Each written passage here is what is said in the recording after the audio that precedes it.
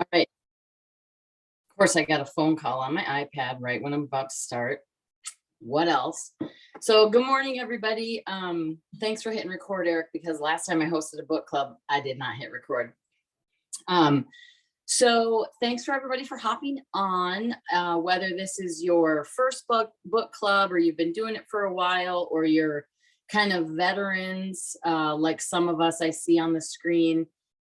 Every week it's an opportunity to just like you learn all the way back from your health assessment, it's about community. And so even if you hear you've heard the subject before, sometimes when someone different speaks, it resonates different with you, and you might, grab something, a little nugget of information or knowledge, and it makes it that much better. And plus, we like to have a lot of shares, so I'm no different than any other host. I love it when people share, so we'll have a couple opportunities for that. Just raise your hand on the little, I don't know where it's at on my iPad, but you hit the reactions and raise your hand, and we'll get you going. So 2.3 in the Habits of Health, which starts on page, well, technically 200. We're going to talk about fuelings today, and depending on how fast we go, we could talk about a couple other items in there. But one thing I noticed when I was revisiting this chapter or this section is that Dr. A actually mentions like 4 or 5 times, I could have missed some, in the first couple of pages, that our fuelings are just a tool. And so that's something I want everybody to really pay attention to, because, as coaches, we hear a lot, oh, how long am I going to be on this? How long do I have to eat this food? Which, if you've been on your journey long enough, you have, or you soon will realize that it is not about the food at all. It's about, why and what emotion is connected to why we are eating what we're eating, what stress is connected and stuff like that. So just remember that first and foremost, that the fuelings are just a tool to get you started, to get you used to, I don't know a lot of people outside of this program, quite frankly, that eat consistently good stuff 6 times a day. And what I've learned is that is so important for, maintaining our insulin through the day, right? And so just remember that, it's just a tool. And when he started this, he himself went through his own journey. He was a super busy, doctor, and he was doing what a lot of us, I know I did it, I'm sure many of you, you wake up, oh, let me grab some fruit. And back then I didn't pay attention to whether or not it was high glycemic, low glycemic, whatever I had around, I was putting it in my mouth. Or if it wasn't fruit, it was a piece of toast or a bagel or something like that. And what I've learned since then is that is just going to skyrocket your insulin. And then, of course, we get busy, whether it's working, playing with our kids, doing yard work, and then it crashes, right?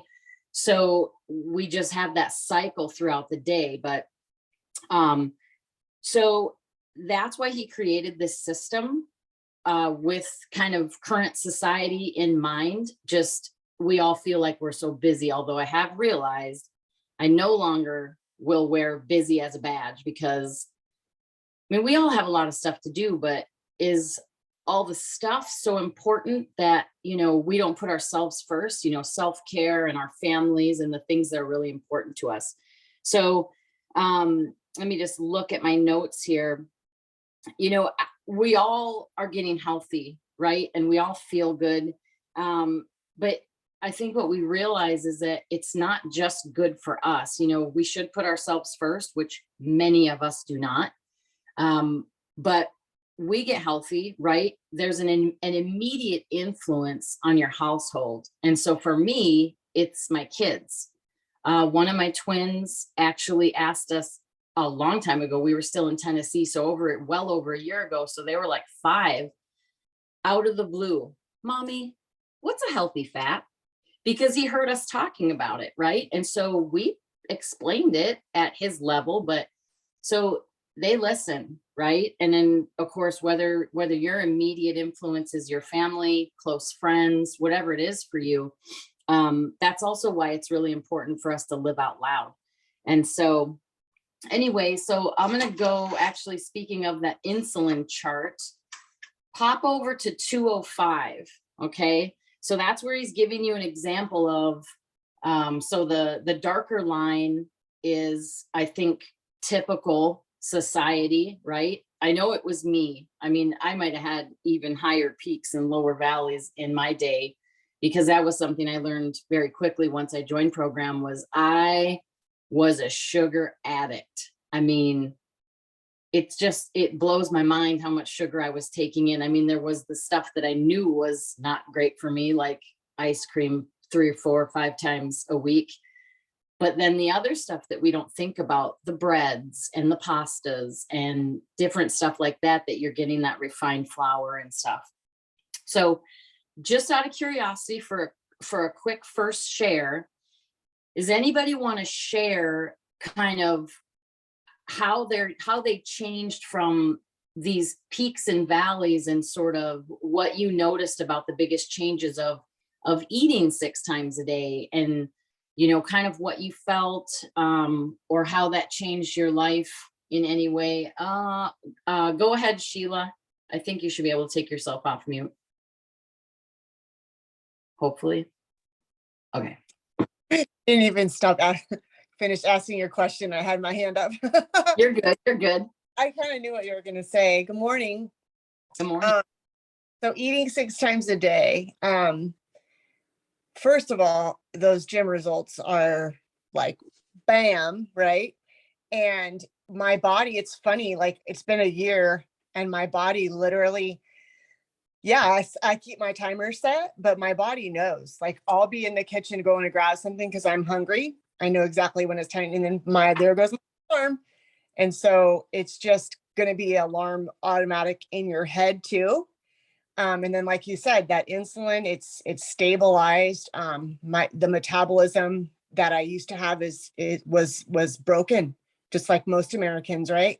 And so now it's burning. It's a burner. And so I tell people all the time. In fact, I'm looking at an order right now, and I'm like thinking to myself, 12 boxes. That's not even enough for 16 days. Like, what the heck? And I'm like, I got to help people. Like, this is not even, this is going to ruin their metabolism. And I work so hard for this. So yeah, that's what I've learned. And I'll continue to eat the Fuelings forever because they're so convenient and I like so many of them. So that's all I got. All right. Thank you. And I agree. We still buy them because actually our kids like some of them. So that's too.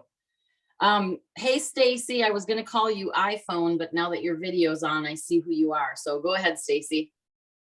Okay. So good morning, everyone. I think for me, what I noticed the most was I was you, where I would get up, I wouldn't eat for about 5 hours, but when I did, it was a bagel or something to that effect. And by lunchtime, I had hit that crash where I wanted to sleep, and I was sitting in front of a computer for 10 hours a day, and it was just horrible. I'd end up with headaches. Now I know the headaches were because I was eating all of the sugar. So eating 6 times a day now, I feel so much better. I have so much more energy. And to be honest, I'll probably be on Fuelings for the rest of my life because I just love the convenience of at least having some of them, because it just works for my schedule. And I know I'm getting all of the nutrition that I need. So yeah, definitely feel the difference on eating the right things 6 times a day. So. Awesome. Thank you. I'm going to jump in with a quick share about getting up and what your first thing is. So I helped a friend break down a pool deck and we just got right to it. We didn't eat. And then guess what? Somebody went and bought donuts. And I would say, guess how many I ate, but it will take up too much time. I had 8 glazed donuts without a thought in my mind.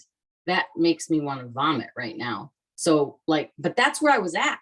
That's where I was at before this. Like, give me all the sugar. And of course, like Stacy, crash, noon, 1 o'clock. I was done. I sit down on the couch. I was falling asleep in like 2 seconds. So the sugar, man, it's addictive and it is so bad for us. Yolanda and Mike, go ahead. Okay, so real quick, when I first started, I was on, and I actually just celebrated my 1-year anniversary as a client. October 11th was my anniversary. Woo! And so anyway, before I was on 4 different medications, 3 different high blood pressure, a heart medication, and a combo. And found out that one of my medications slowed down my metabolism, but I didn't realize that until they removed my heart monitor implant because I was so healthy 5 months later. So when I was talking to the cardiologist, you know, we were joking around. This was actually as he was surgically removing my heart monitor implant. He said, yeah, I was awake. I was just numb from hearing it. And he said, it slows down your metabolism. And I said, why didn't I know that? And he laughed and he said, because we're not, Mike was right there. He said, as physicians, we're not educated in pharmaceuticals and pharmacology. Your best friend is your pharmacist, and anyone on here who is still going through weight loss and is on medications, take your list to your pharmacologist, because that's what I did. And I set up an appointment with them. They went over my medications and told me what the contraindications were, told me which ones I should be taking in the morning, in the evening with food. Just because they say take once a day, the physicians don't know when the right time and the contraindications with other medications. They don't know that. So we could be, you know, building this massive bomb within our bodies and not even realize it. So, and it wouldn't matter. I was, you know, already on Optavia and still slowly losing weight. That's why it took me 6 months to lose my 45 pounds. I could have been done probably in 4 months.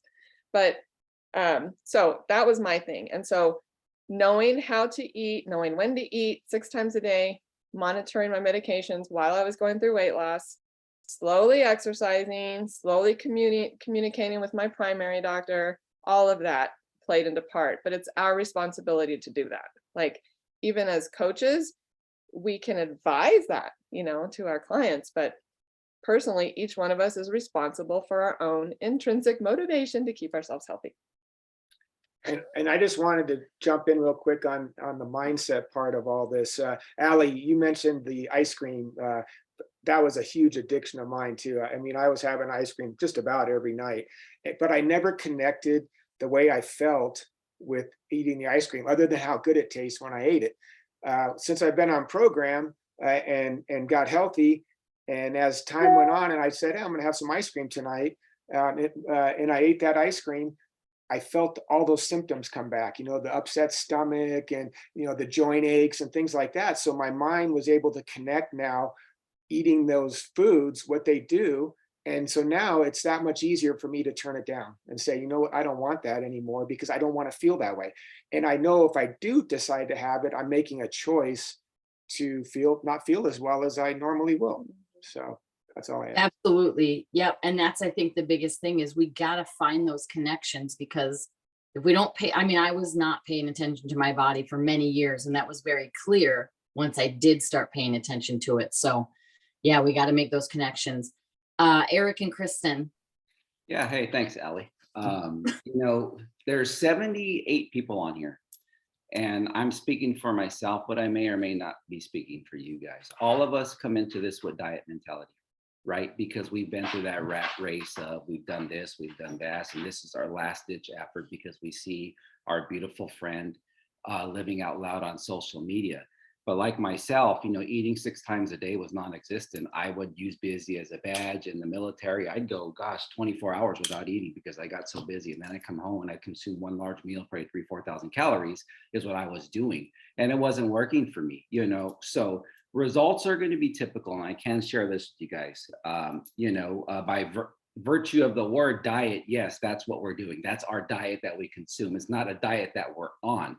But eat the Fuelings, drink the water, results are going to be typical. You're going to lose weight, but that's the small portion of our program. Our goal is simple. Get you to utilize all aspects of what we're doing, because if you don't change this, guys, this doesn't matter. It really doesn't. And that's what we're trying to get you guys to understand, right? That, it's all a mind game. And your first week or two, you and your coach are going to be talking about, yes, the fuelings. And yes, I get it. Some don't taste great. That's okay. That's what got us into trouble in the first place. So let's put that at the back of our mind, right? And here's the goal. And here's what I will share with you guys. I'm in optimization, right? Like everybody, optimization for me is I'm at a healthy BMI. I'm at a healthy weight. At 50 years old, I'm in the best shape of my life, right? Yep, I said it, 50, right? But the good thing about it is simple, guys. There's a goal. These are optimal bars. Once you get into that healthy BMI, dude, these are amazing, right? A little bit more calories, a little bit more carbohydrates because I go to the gym. But like the people before me, I still eat these. I still do because I know that I'm getting something good in my body versus going to the pantry and going back to old habits. So that's all I wanted to share. Thanks, Ellie. Awesome. Yep. So it's definitely not a diet. I mean, I even try to rephrase that when I kind of just say that, now my nutrition or whatever. But so somebody did mention timers. I think it was Sheila. So if we want to turn to page 207, Dr. A gives us just a sample day. And of course, this is going to look a little different for everybody. I myself am a very early riser, and that's just a habit that I created for myself. There's just so much that we're educated on in these two books alone. I mean, then of course we get education even from just our own experiences, but something I noticed for myself is that my mornings are very important to me. And with the chaos, I don't know if you saw my live and nourished of my life with dogs and pets and my kids, it's very important for me to have a quiet morning. So for me, my fueling, my first time that I eat in the morning usually falls around 6 o'clock. But what I wanted to highlight about this page up at the top, he does say, eat your first one within 30 minutes of waking. And I was a little off on this when I first started. I was going more towards that hour mark. So if that's something that you, wherever you're at in your journey, shoot for within 30 minutes. And it can be hard. I have people kind of like Eric said, oh, I don't even eat I don't put my first thing in my mouth besides coffee until like noon. So work on that. It's a habit. We understand that sometimes, there's an adjustment, but work on that for the first 30 minutes. And then for the every 3 hours, now that I'm optimized and I'm used to it, it's a habit. 3 hours is easy for me, but I do still set timers. But I would encourage you, if you're a little newer, if you're setting alarms, which I hope that you are, set it for 2 hours and 30 minutes. That way, like for me, I have a snooze button on my alarm on my watch. So if I'm not quite ready to go make something or have whatever, I'll snooze it. And that way I'm still in that window. I still set timers and I still shoot for that time frame because I know it's best for my body. And then on his sample, I see that he has the last fueling at 10 p.m. And I just wanted to comment on this because I've had clients ask about it, and it could be something someone's thinking about. So if you are looking at that last fueling, right, that 3 hour mark is at 10 o'clock for you, but say you want to go to bed at 8:30, that is absolutely okay. What we would recommend for you is actually just have that last fueling before you go to bed and then go to bed. It's not going to disrupt what's going on in your body. In fact, it's going to help because it's more important for you to get those 5 fuelings in the whole day and you're lean and green. That I always kind of tell clients that I speak to, or even just anyone asking questions, this equation has been like laid out for us. So there's no brain work for us. It's like, this is the equation and all we have to do is follow it. So it's important because the totality of those fuelings and then that good lean and green, it's the right amount of carbs, the protein, the fiber, the calories, everything in there. It's right there for us. So it's more important to get that in. So of course, if that's a question that you have, hit up your coach and they should be able to guide you in that if you have had any situations like that. And the same thing with if you decide to stay up until midnight and you're hitting that 2.5, 3 hour, you should have another fueling. I don't recommend that because as we all know, just like mornings are important, so is that twilight hour, okay? Always shooting for, good 8 hours of sleep. So as we move through, I mean, the few next pages is going over basically, I thought I brought it in here.